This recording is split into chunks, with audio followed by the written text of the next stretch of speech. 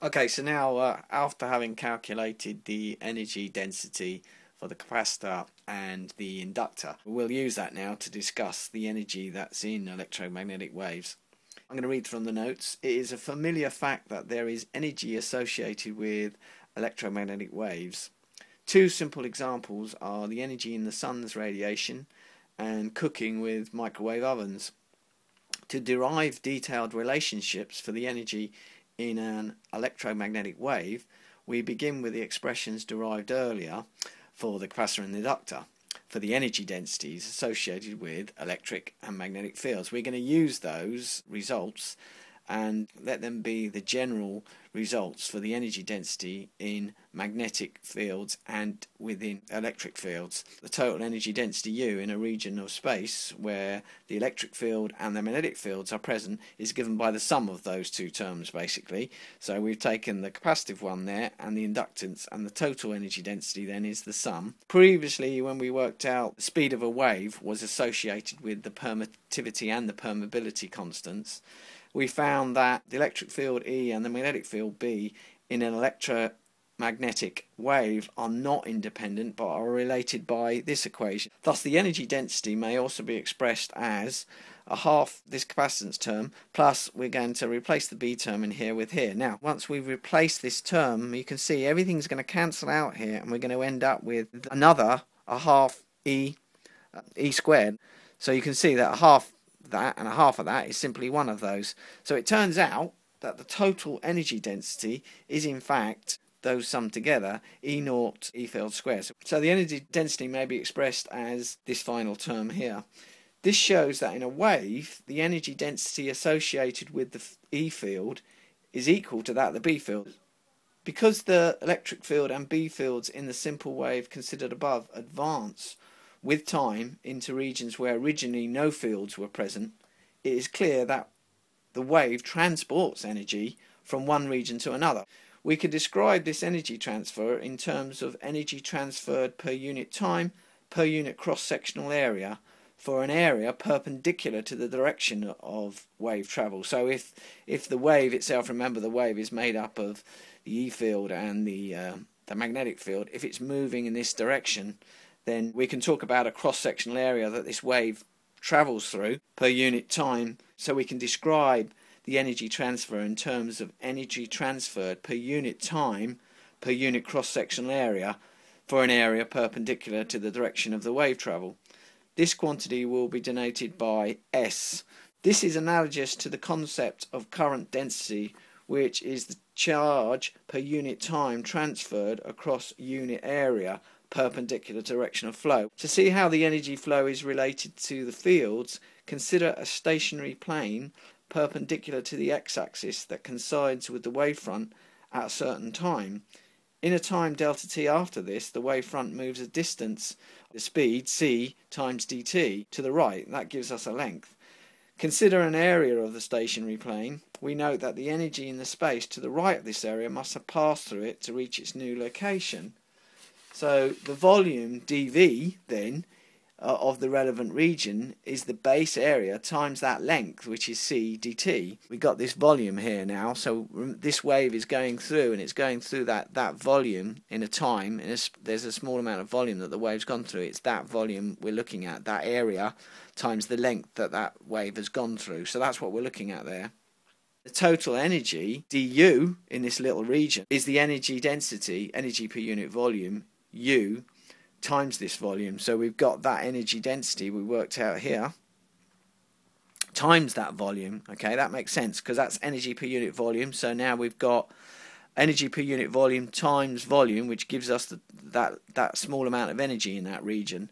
Since this much energy passed through area A in time delta t, the energy flow, capital S, per unit time per unit area is du divided by the area divided by the time per unit area.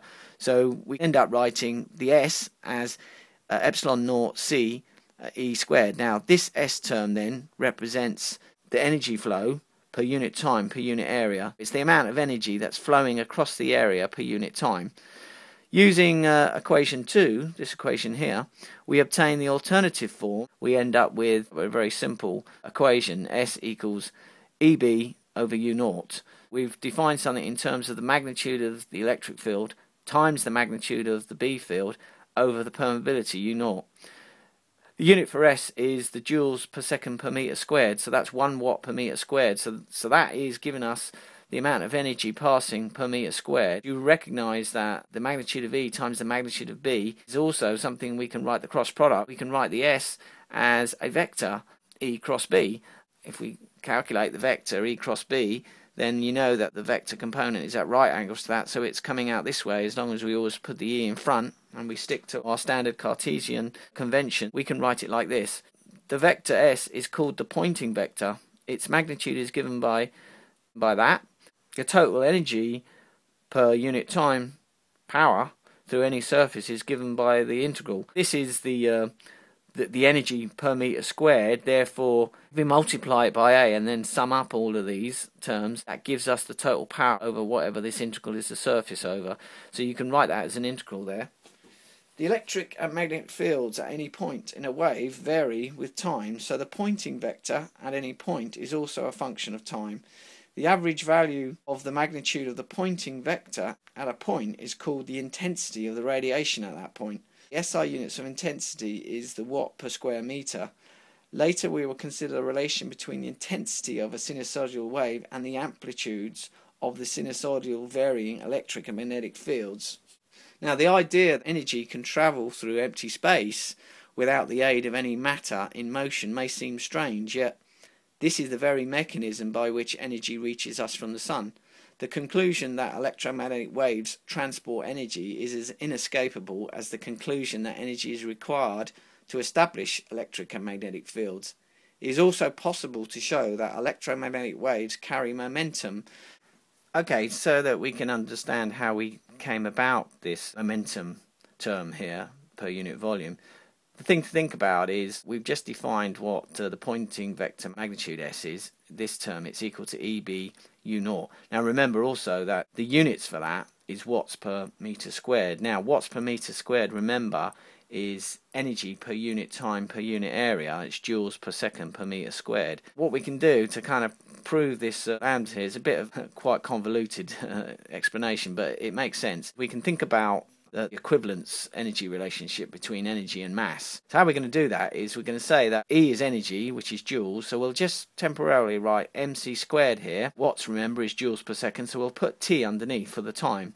Okay, this, bear with me, this will make sense. And then of course, again, we've got the fact that it's watts per meter squared, so we put the area down. So now we've got this, we're saying temporarily is equivalent to this term. Looking at this term now, we can quickly see that Lm over t, now remember that a distance over time is like speed, so it's like a velocity. Now a velocity times a mass is what we call a momentum. So straight away we can just take those three terms and replace it with our momentum symbol, and then we've got c squared over v here. So now we can say that the momentum times c squared, velocity squared, over the volume v is equal to this, because all we've done is just cancel things out, so it's still equal to this. Divide through by c squared, so end up with lambda over v, EB over permeability over c squared, which remember that S is EB over U naught, so we end up with S over c squared. The reason we got the momentum here was to use Einstein's energy mass equivalence, just to temporarily be able to derive this. The SI units all work, and we end up with magnitude of the Poynting vector divided by speed of light squared is equal to the momentum divided by the volume, what's called the momentum density. This momentum is property of the field alone and is not associated with moving mass. So yeah, although I've used the mass in this derivation, ignore that. That was just so that we could see the equivalence here. Remember, there's a mass energy equivalence. You know, in terms of Einstein's equation, energy is mass. So that's why we were able to use that. There is also a corresponding momentum flow rate. Just as the energy density U corresponds to the S term, the rate of energy flow per unit area, the momentum density given by this equation here, corresponds to the momentum flow rate per unit area. So the momentum flow rate per unit area basically is this. We've got that from here. Remember that the volume is equivalent to AC dt. So using that in here, we end up with this equation with that and that. This represents the momentum transferred per unit surface area per unit time. That's telling you how much momentum is transferred per unit area per unit time, and that is equivalent to S over C. You can simply write that down as EB U naught over C. Yeah, the C, basically we just got rid of the C squared here for this momentum flow rate per unit area. This momentum is responsible for the phenomenon of radiation pressure. When an electromagnetic wave is completely absorbed by a surface perpendicular to the propagation direction, the time rate of change of momentum equals the force on the surface. Thus the force per unit area, or pressure, is equal to S over C. If the wave is totally reflected, the momentum change is twice as great and the pressure is 2S over C, so we've written that here. For example, the value of S for direct sunlight is about 1.4 kilowatts per metre squared, and the corresponding pressure on a completely absorbing surface is, we just do S over C, so we've got the speed of light underneath, and we've got that term above, and so we end up with 4.7 times 10 to the minus 6 newtons per metre squared. The pressure on a totally reflecting surface is 9.4 times 10 to the minus 6 newton per metre squared. The usefulness of the Poynting vector is not limited to wave situation. It also describes energy flow in situations where fields are constant. That sums up the Poynting vector.